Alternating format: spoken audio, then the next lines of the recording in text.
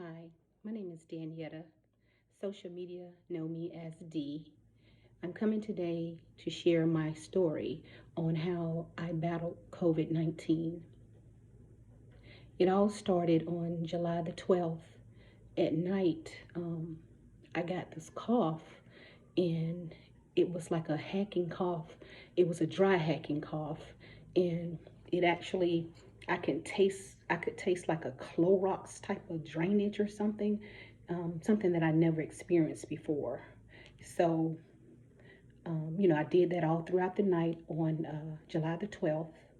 So, July the 13th, I decided to go ahead and get tested for COVID because I did come in contact with someone who was asymptomatic, and that person actually was around someone who tested positive. So, and I said, well, let me just go ahead and get tested, and then we'll go from there. I'll just go ahead and quarantine. I work from home. So, no big deal. So, July the 13th, went and got tested. I went to one of those rapid testing places, CVS to be exact. So um, before I could put the key in my door, I got a phone call, and they told me that I tested positive for COVID. And of course, at that time, I had all kind of thoughts running through my mind, like, okay, it's real. I have COVID. So, and I know that I have underlying health conditions like high blood pressure, asthma, bronchitis. So, um, I didn't have any type of runny nose or any other that type of. Some people, everybody is different in some symptoms that they get. The only symptoms I had, in which it started on July the 13th, I was fine that day. So that following Wednesday in the AM, I started getting chills and fever and coughing. And, I was like, wow. So I had to get some Theraflu. I thought that that would help me because you know how they say COVID is like a flu. And then I got Mucinex, Tylenol, all those things. So still didn't feel any better. That was on Wednesday. Thursday, same thing at night. And by that time, I had lost my smell and I lost my taste. Couldn't smell anything or taste anything. So I was like, man, this is something else. And I actually had pain all throughout my body. I remember getting a shot in my foot back in 2019 because I had a heel spur. And don't you know that was aching so bad, in which I hadn't had that pain since 2019, and just sharp pains all throughout my body, and the chills, being cold, and a temperature, fever, coughing. So by the time Friday came, I called my doctor to let them know that I tested positive for COVID. And what they did, they actually gave me a prescription for some 600 milligram of ibuprofen, and also prednisone, which is a steroid. So I was waiting and waiting. Finally, I called, and the CVS said, well, we've got the the ibuprofen, but we don't have the steroid. So doctor's office had closed by that time, and I didn't think to call the after hours line. So I had to go all through the weekend with the ibuprofen, the Theraflu, Mucinex, with the chills, fever, pain. Like I said, during the daytime, I was a little okay, but I would still get chills, and I was cold all the time. And anybody that know me knows that I'm a hot natured person, but I was just cold all the time. So when Monday came, I was able to get the prednisone, which is the steroid that was for the inflammation that was building up in my chest. So, like I said, the doctor gave me a week's worth. I had to take it for 2 pills for 5 days of the prednisone steroid and the ibuprofen 3 times a day.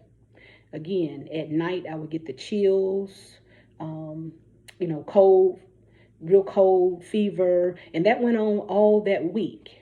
So on that Friday, I was not feeling any better, and I actually didn't have any more medication. So my daughter was like, Mommy, we're going to take you, you're going to the emergency room.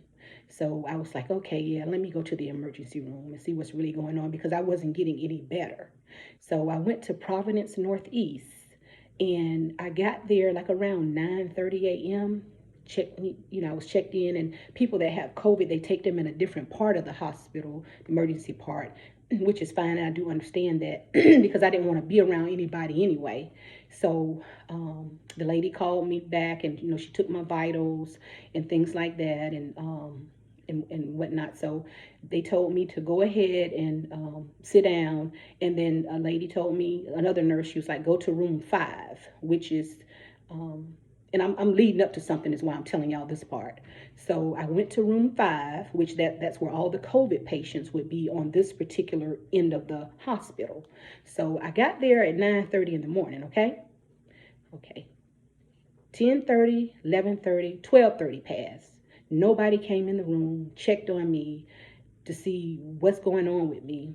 So I'm, at the back of the door where the nurse's station would be, nobody out there. I'm like, hello, hello.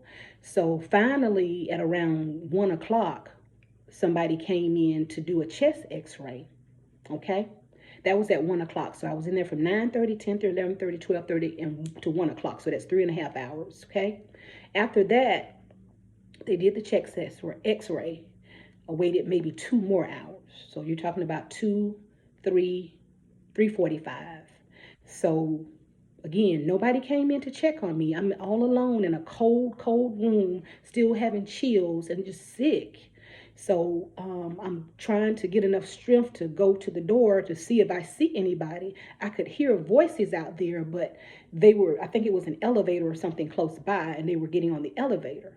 So finally somebody came in, and they were like, has anyone seen you yet? Has the provider come in, which would be the doctor? And I was like, no, I haven't seen nobody. And like I said, by that time it was 3:45. So she was like, okay, let me go check and see what's going on, because she heard me hollering and saying, hello, hello. So she went and tried to find, somebody. So finally, after 3:45, I want to say around 4:30, the nurse, doctor, or whatever she was, came in the room, and she was like, I'm so sorry, we lost your file. I'm like, how did you lose my file? I've been here since 9:30. She was like, well, I don't know how we lost your file. We was trying to figure out who you were.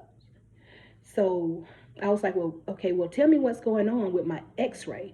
And she told me that I had a bilateral infiltration due to COVID in my lungs. So I was like, okay, well, can you treat me? What kind of medicines you going to give me? So she was like, well, and I said, in the meantime, can I get an albuterol treatment? Because by that time I was coughing and, the congestion. And she was like, okay, we're going to get the respiratory therapist to come in. So she left out. And so the respiratory therapist came in like 30 minutes later, which was probably around 4:30, and she gave me a treatment of albuterol, which it didn't really help me, but it did help me breathe a little bit better. So I was telling her about my experience, and she was like, I can't believe they had you in this room so long like this. So I want to say probably around, she left out, so I want to say probably around 5:30, 6 o'clock, I want to say it was, I poked my head out the door again saying, hello, hello. So nobody out there. So finally, the same nurse that came in earlier that wanted to was asking me that she was going to go find somebody. She was like, well, our system is down now, and even if I want to give you any medications, I cannot give you any medications. You've got 2 choices. Now, this is the Providence Northeast, right here, Providence Northeast, okay? She said, we have 2 choices. You can either be discharged, or you can wait until the system come up. So I was like, lady, just discharge me. By this time I had an attitude. I don't normally get mean. I'm not mad with anybody. I'm always positive, but the way that I was treated, it was just awful. So by that time I was so cold, and I told her, I was like, how long is it going to take for you to come back in here to give me those discharge papers? So she was like, I'll be right back. So she came right back. I got my discharge papers, called my ride, which was my daughter, and I told her, come get me.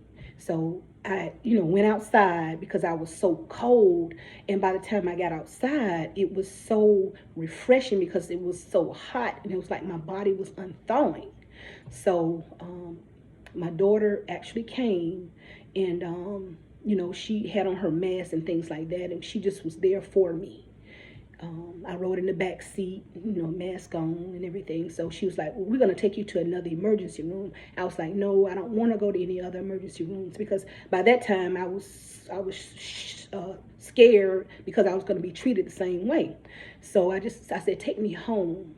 So she took me home, and she got on the phone with my mother, and by that time, like I told you, I didn't have any more medications. So she went and called my doctor's office, which was after hours, and they were able to get me, some more prednisone and ibuprofen, and I took that. That was on Friday night.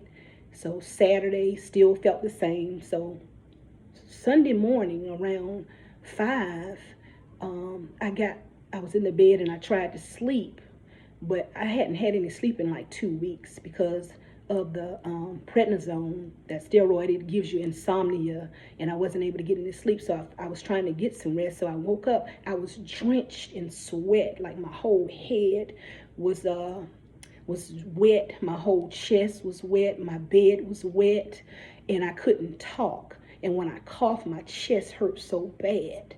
So my daughter stayed with me. She was in another part of the house. And so I had to text her on, what was going on. So she was like, well, we're going to the urgent care as soon as they open up. So by this time I was real weak. I had a shortness of my breath. I could barely breathe, and I was getting dizzy, and all of that because my oxygen level was dropping. So, excuse me, we got to the urgent care. And so when we got there, they wheeled me in and put me in a room, and they treated me so good. I know those weren't anything but angels. So excuse me, I may cry because this was a very traumatic experience for me. So they took blood work, they did a chest x-ray, and I knew the whole time I didn't lose my faith, because I knew God had me. So the doctor came in and he said, we're going to have to admit you because you have pneumonia in both of your lungs. And when he told me that, I just lost it. It's only natural to lose it, but I still kept my faith because I didn't know what was going to be on the other side of the unknown. So they had an ambulance to transfer me to Providence Forest Drive, which is a hospital that my family normally goes to for any type of procedures and things like that. So, they called them, they had the room already ready, and they were prepared for me to come to that hospital. Like I said, the urgent care, they were my angels because they took care of me. And then when they transferred me to the ambulance, my daughter followed them the whole time. She was with me.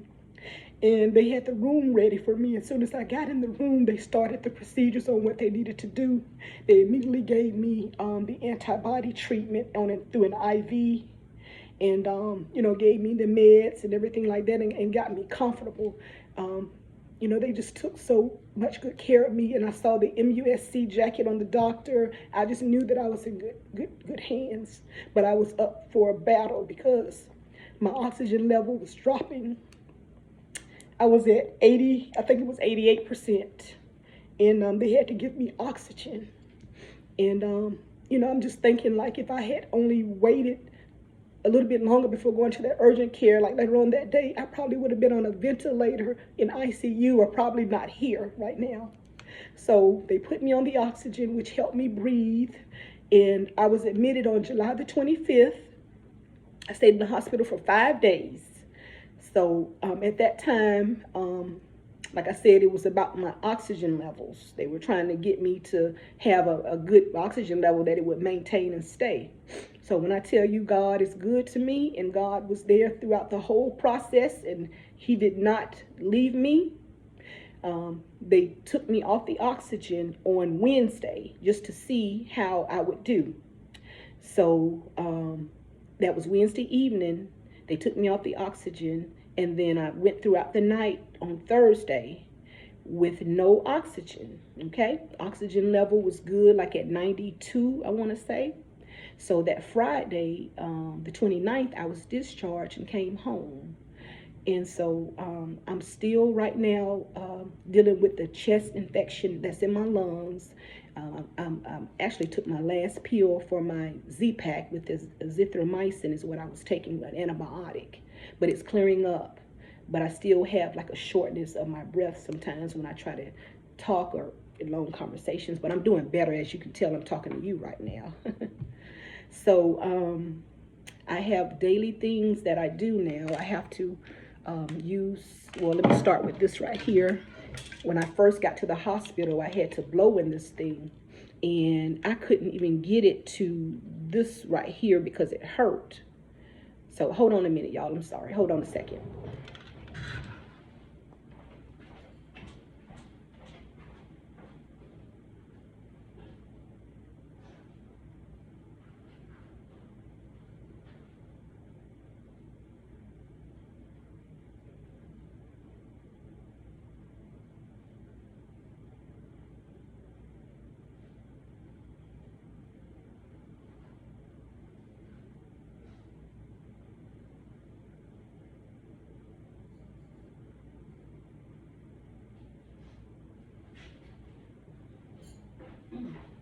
Okay, sorry about that. Sorry about that, you guys. So, again, like I said before, they gave me this in the hospital to blow in. I couldn't get it to the 500 because it hurt it when I blew in this thing. So now I'm able to get it to at least, the goal was 2,500. They wanted me to get to. So I'm there. About at 2,000 pretty much, but I blow on this thing like every chance I get because it opens up my lungs, and it's good exercise for the lungs. And I have an albuterol that I have to puff on like twice a day. And then of course I still get low grade fevers, and I know it's only because of the congestion that's in my lungs, still the infection that's in my lungs. So I have to take my temperature every day. And also I have to take my blood pressure every day. These are things that I have to do every morning to make sure that, you know, I'm good. Yes. So again, and I have my taste back, and I have my smell back, and I tested negative for COVID. So I'm good on that level. Thank you, Jesus. Hallelujah. Yes. So I just wanted to share my story because I was that person that said, I'm not going to take that shot. I don't know what's in that thing. My mother and my sister took the shot, and I used to tease them saying that they're going to look like Ninja Turtles and things like that. And, you know, it's just, you know, I was so against the shot because they did it so fast. But I tell you what, after I have to wait 90 days. I tested negative, so I have to wait 90 days before I can take the shot, because I'm definitely going to get that Pfizer shot. And I know that Pfizer works because my sister and my mother was on the battlefield, and they did not get sick at all, okay? So I have to wait 90 days, and the reason why is because I received the antibody treatment, which was through an IV in my arm, and that helps kill the COVID. So I can't take the shot now because it would not be effective. So I have to wait 90 days until that IV is out of my system, that antibody treatment. But I want everybody, get the shot. Get the shot, because you will not know if you will catch the COVID. I never thought I would catch the COVID. I caught the COVID in the comforts of my own home. I was always careful, always had on a mask. And anybody that know me will tell you I don't like germs. I clean up. I'm constantly wiping things down. But again, I caught COVID in the comforts of my own home from a person that was asymptomatic. They didn't have any symptoms. The symptoms showed up later, and they even tested, and they turned up negative. But they took a test 4 days later and tested positive. So until COVID hits home, you can say, I'm not going to take that shot. I'm not doing it. But let me tell you, what I went through, you don't want to go through that. You do not want to go through that. I just thank the Lord that I have good health insurance. And I know that there's a lot of people right now that don't have health insurance. And it's no way that you can maintain your health without health insurance, because right now I'm being referred to a pulmonary doctor, which is a lung specialist, because I want to know what my lungs look like now. And, are they 100%? I know they're going to be 100%. I know that. But I want to make sure, I want to know what they look like now. So my earring just fell off, but I ain't worrying about that. So, like I said, I have a lot of family members I know that are not that haven't taken the shot. But one good thing about it, my daughter did test positive for COVID, but she's negative now. Thank God, she was negative, and she only had flu-like symptoms. She wasn't sick like me. But I want to let you know my daughter took the first Pfizer shot, and also my son took the first Pfizer shot, because we were all against it at first. But when they saw their mother almost on the deathbed, and I hadn't seen my son cry since he was little. I mean, the tears, and it just hurt me so bad. You know what I mean? I'm going to cry right now, but it's okay. I'm going to be fine. I'm fine right now. I'm fine right now. So, like I said, I want you guys to share this video. Please share my video, because I want you to get vaccinated. It's very important. Just do it. Our life paths are already written out. So whatever is going to happen is going to happen.